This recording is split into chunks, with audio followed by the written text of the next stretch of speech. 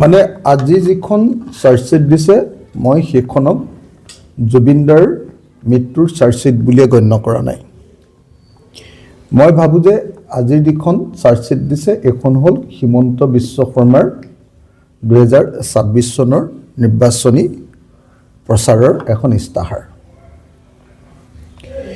আজিলৈকে পৃথিৱীত মই যিমান চাৰ্জশ্বিট দেখিলোঁ এইখনেই প্ৰথম চাৰ্জশ্বিট যিখন চাৰ্জশ্বিটত আইঅ' বা তদন্তকাৰী বিষয়া বা CIO বা মুখ্য তদন্তকাৰী বিষয়া ঘটনা সংঘটিত হোৱা স্থানলৈ নোযোৱাকৈ দিয়া প্ৰথমখন পৃথিৱীৰ চাৰ্জশ্বিট। ইয়াত 7,000 পৃষ্ঠাৰ যে আপোনাৰ কাগজ দিছে বুলি কৈছে, 7,000 পৃষ্ঠা আৰু কিমান পৃষ্ঠা কিমান ডকুমেণ্ট দিছে বুলি ক'লে 3,000 নে কিমান নে 3500 নে কিমান ডকুমেণ্ট দিলে বুলি ক'লে 3500 ডকুমেণ্ট বুলি ক'লে। এইসব একো ডকুমেণ্ট একো নহয়। মই একদম ক্লিয়াৰলি আপোনালোকক কৈছোঁ যে যি তদন্ত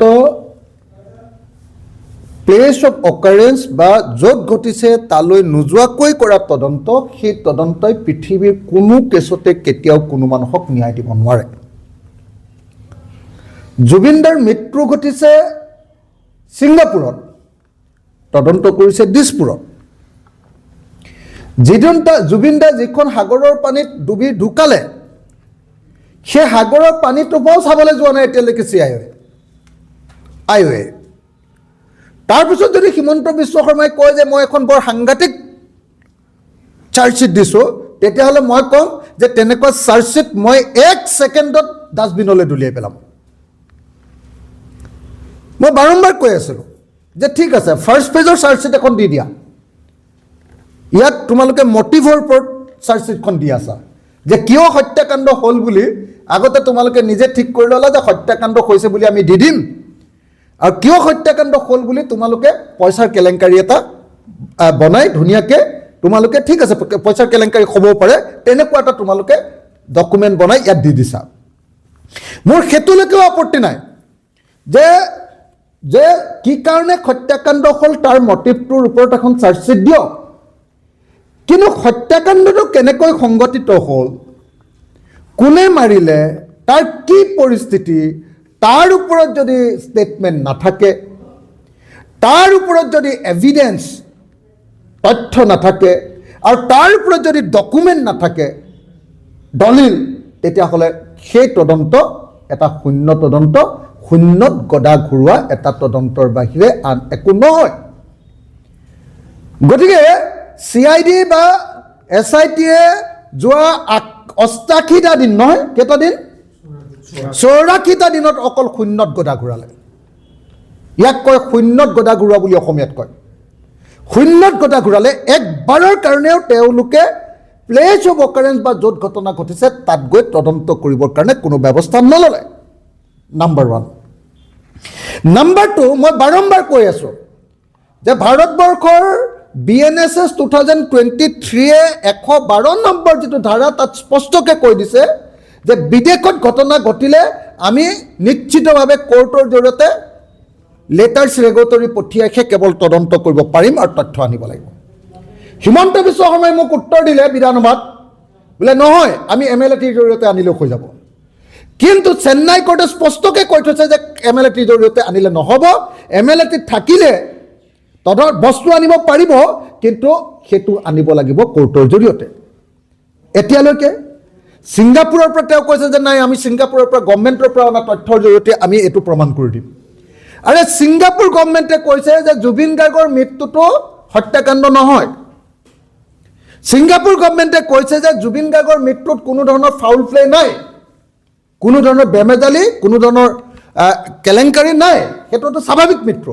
আৰু তাৰ পাছত কৈছে যে ছিংগাপুৰৰ তথ্য আনি, ছিংগাপুৰ চৰকাৰে দিয়া তথ্য দি, ছিংগাপুৰ চৰকাৰে দিয়া এভিডেন্স দি আমি এইটো হত্যাকাণ্ড বুলি প্ৰমাণিত কৰিম। ইয়াতকৈ আৰু আভুৱা ভৰা ঘটনা কেতিয়াবা ঘটনা ঘটিছে? পৃথিৱীৰ মোক এটা গোচৰৰ নাম কওক যিটো গোচৰত এতিয়ালৈকে প্লেচ অফ অকাৰেঞ্চত তদন্ত নকৰাকৈ চাৰ্জশ্বিট দিয়া হৈছে।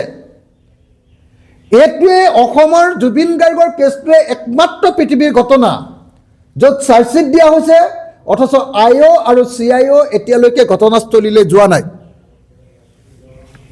গতিকে মই কৈ দিছোঁ, আপোনালোকক স্পষ্টকৈ কৈছোঁ যে জুবিন গাৰ্গৰ হত্যাকাৰীবিলাকক বচাবৰ কাৰণেহে আজি চাৰ্জশ্বিট দিয়া কৈছে।